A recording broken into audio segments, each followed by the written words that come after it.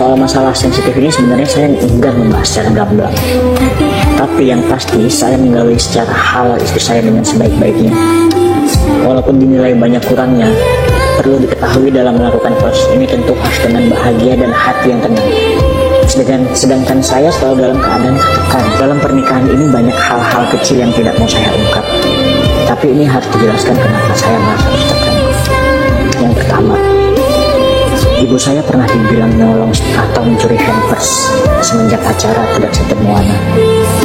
Ini semua terjadi karena kesalahpahaman aja.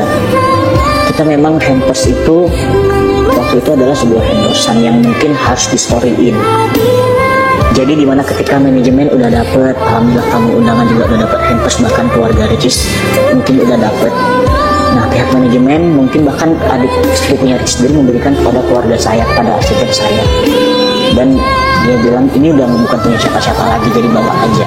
Nah, ketika sampai di rumah, Ricis minta untuk mau di storyin, ternyata hampers itu udah gak ada lagi. Padahal hamper tersebut tuh ada di kamar tamu.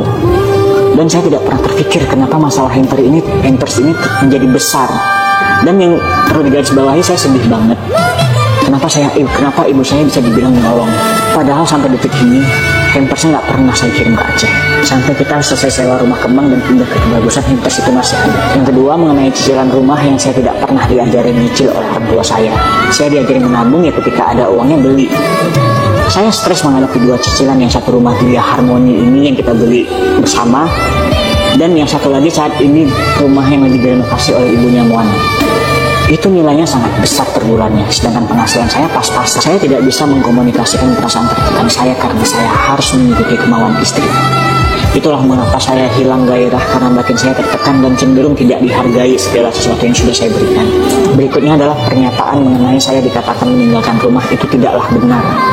Saya tidak pernah meninggalkan rumah, tapi saya tidak diterima atau diusir ketika pindah dari rumah Kemang ke Kebagusan bulan Desember. Itu hanya miskomunikasi karena kita sudah pernah membicarakan pada saat masa sewa rumah Kemang habis.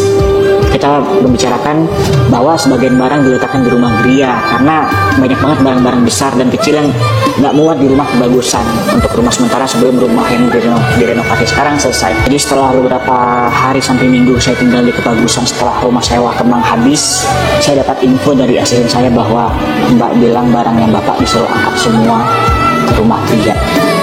Nah, di situ saya karena melalui orang lain yang menyampaikan, saya jadi malu banget. Jadi saya langsung aja pindah, nggak bisa menahan diri karena itu bukan dari mulut istri saya langsung ngomong seperti itu. Mungkin kalau itu dari istri saya langsung, saya bisa maaf ada debat sedikit untuk mempertahankan ya saya tidak keluar dari rumah itu gitu. Jadi yang membuat saya langsung angkat kaki adalah ketika orang lain yang menyampaikan bahwa kemauan istri saya jangan tinggal di rumah Kebagusan itu. Dan asisten saya bilang itu sudah 3 kali sampaikan ke Mbak untuk mengangkat barang saya pindah ke Gria. Dan yang keempat kalinya baru asisten saya menyampaikan kepada saya kalau saya harus pindah di rumah Gria. Jadi saya tekankan sekali lagi, kalau saya meninggalkan rumah berbulan-bulan itu tidaklah benar. Pada kenyataannya adalah yang saya jelaskan tadi. Mengenai statement istri durhaka dan sombong, pertama-tama saya minta maaf sebesar-besarnya atas keluarnya kata-kata ini. Perlu diketahui ini hanya sekalinya saat pisah rumah dan kondisi saya sangat tidak stabil atau emosi karena segala akses untuk berkomunikasi ditutup. Padahal saya masih sebagai suami sahnya. Bagaimana saya bisa berkomunikasi kalau WA saya diblok, DM kadang tidak dibalas, tapi ketika istri saya DM saya langsung respon cepat. Terus kalau saya mau komunikasi sama istri harus melalui asisten, suster, bahkan harus ke manajernya dulu, nggak boleh langsung. Bahkan kalau pergi keluar kota dan keluar negeri, tidak izin langsung kepada suami.